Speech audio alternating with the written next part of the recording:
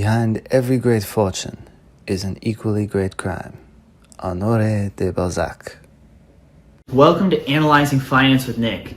In this video, I'm going to discuss the first question of my Old Money series that really kind of shapes the tone for how I'm going to dive into it. And that is every great fortune connected to an equally great crime? Based on if this is true or not, should these old money families really deserve the scorn or admiration that they get? I mean, I hear on one side a lot of traditional conservatives value the nobility of the aristocracy and the fact that inherited wealth is free from the material judgments of society and therefore can make better decisions, and societies work with a classical hierarchy. Whereas on the left say that it's not fair that these people have made their money because it is inherently evil to be rich. So which side is correct here? I'm going to try to address this question because it's not really a simple yes or no. I mean, the capitalist would typically say, no, if people have money, they've usually earned it because at least somebody in a previous generation worked hard to make that money and build a business or innovate or do something to accumulate that fortune. But what if I told you that's not true? At least it wasn't true prior to the year 1750. If you look at the most of human history, economic growth rates was effectively zero. If you adjust for population growth, it was zero. Many times you had long stretches of negative contraction of living standards throughout the ancient period and medieval times. So there was really no new wealth being created, especially if you adjust for population growth throughout the entire world. But then, if that's true, how were there some people who were fabulously wealthy, and how are those who people are poor? Why isn't everybody poor? Well, the nobility acquired their money through extractive methods. If you basically became rich, there may have been a few exceptions, maybe some traveling merchants that were able to survive a treacherous journey across continents to arbitrage the price of spice in Asia versus Europe. There may be some exceptions to this rule, and a few businessmen, but in general, especially because the legal system is not particularly strong in that era, and there wasn't really the technology to make industrial scale production of anything, the way that wealth was acquired was through acquiring land. And the way land was acquired was through force, whether that force or inheritance. But it goes back to force because somebody originally had to acquire the land. And so if you look at it, like all the pre-French Revolution nobility were landed gentry. They owned large plots of agricultural land and had peasants and serfs work on that land.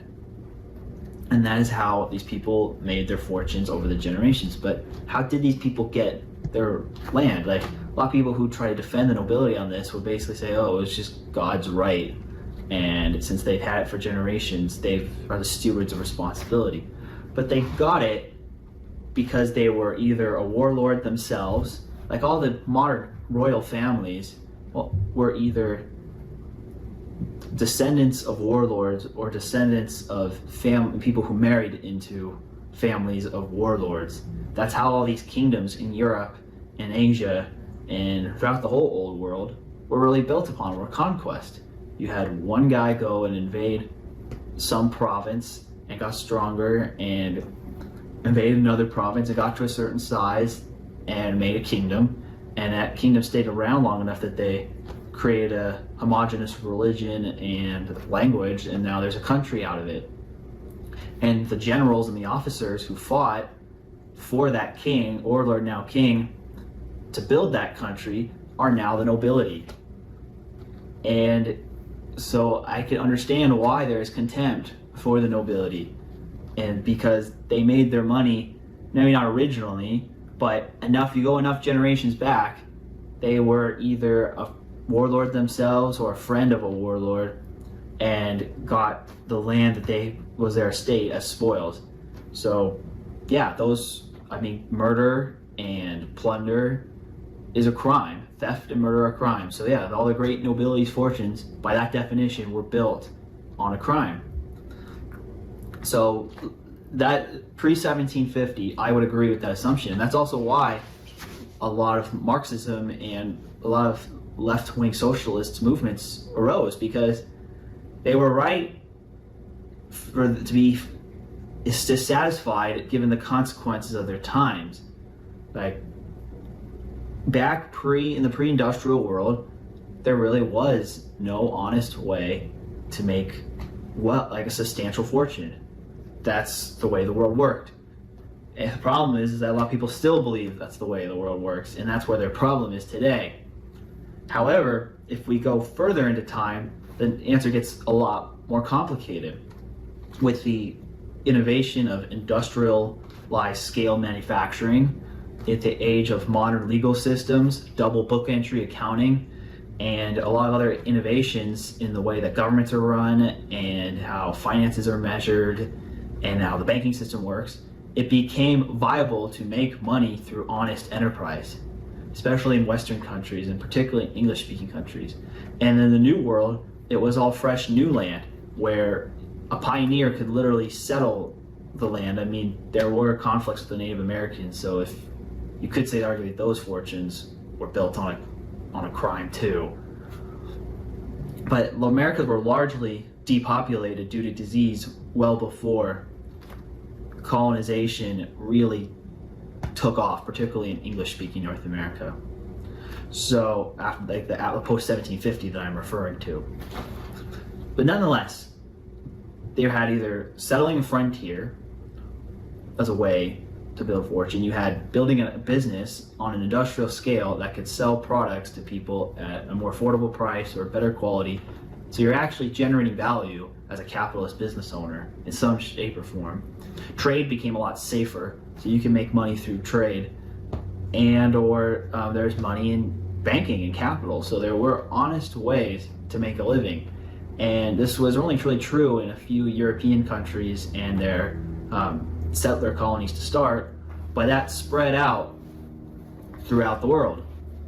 And now, today, especially due to changes during the interwar period, such as estate taxes and just a variety of other technological features, such as the internet, container shipping, modern education being expanded to a larger audience, that the opportunity to get ahead is a lot more pervasive now than it was in 1750, when it was basically non-existent. So would I say that modern fortunes are built on a crime? No, if they were made through an honest business. Those who still make their money primarily through political connections or some sort of corruption or bribery or graft, which still happens. I mean, look at the daughter of the Angolan president, Dos Santos. She was the richest woman in Africa, and it later came out she made all of her money due to corrupt contracts due to the help of her father's connections in the country. Is her fortune made out of crime? Yes. So it also depends on countries with bad rule of law or countries where they have an entrenched ruling class that limits social mobility. The probability of making an honest fortune or being the descendant of an honest fortune decreases. So I would say in the United States of America, which has the longest track record of having open markets, industrial scale production, relatively democratized education system, and a lack of institutionalized old money, at least compared to as a percentage of its history and population compared to other countries. There is institutionalized old money in America, it's just not as pervasive. Then most American fortunes were not built on a crime. They're mostly made through honest business. Some of them may have used lobbying, which is to protect themselves in the future, but I'd use that definition of crime as that somebody be thrown in jail today for what they did. Like in the antebellum South, all those planters built their fortune on their crime because they enslaved people. Those who had to kill people to build their fortunes built their fortunes on a crime, or had to steal from others. And arguably a lot of our so-called billionaire class today is not immune to this. Not every self-made man did, honestly. A lot of them stole intellectual property from rivals. I'm not going to get into specific names here, as that would be a whole nother YouTube episode to go into those claims. But the point I'm trying to make is that in a freer society you have, the less likely you're going to have dishonest money, which is also probably why I think that left-wing Marxism has relatively been weak in the United States compared to other countries, because it's been a more open society. Places in Europe, there are some people who've been able to do it, but it's a lot harder. They have a more institutionalized old money families, which I will get into throughout the series developed. But the same people who own downtown London, the actual ground leases, 1,000 years ago during William the Conqueror's conquest, still own it today. You see similar things in countries such as Italy and the Netherlands, France, even Spain, where a lot of the original families own most of the assets. Or in a country like China, your wealth is basically directly tied to your connections within the CCP. So all these so-called self-made billionaires in China are basically the friend or a family member of a government official who gives them a monopoly-like contract to operate a certain business, and therefore they make a fortune. And China is a more extreme example, but a lot of these emerging market countries, yeah, a lot of fortunes are built on connections to the government, or being one of the few families who took control of the industry and now buys the government. I wouldn't really consider those to be honest fortunes.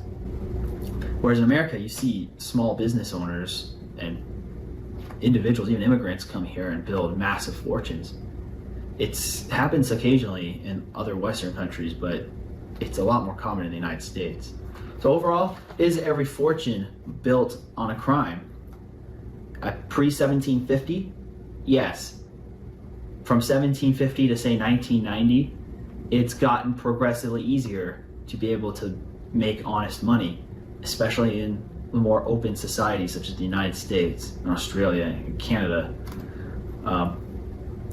Maybe since 1990, you've started to see institutionalized generational ladder pulling, which is the rise of regulations, more steep progressive taxation, and higher housing costs and other barriers to entry that have effectively made it harder for people to build new fortunes and help protect the wealth of the existing upper classes, which is a lot of the moves that you think, like, as I mentioned this in my reaction to Economics Explained, the things that are done, say, in the name of the environment may actually have some legitimate concerns, but they also have the side benefit of helping entrench old money at the expense of upstarts.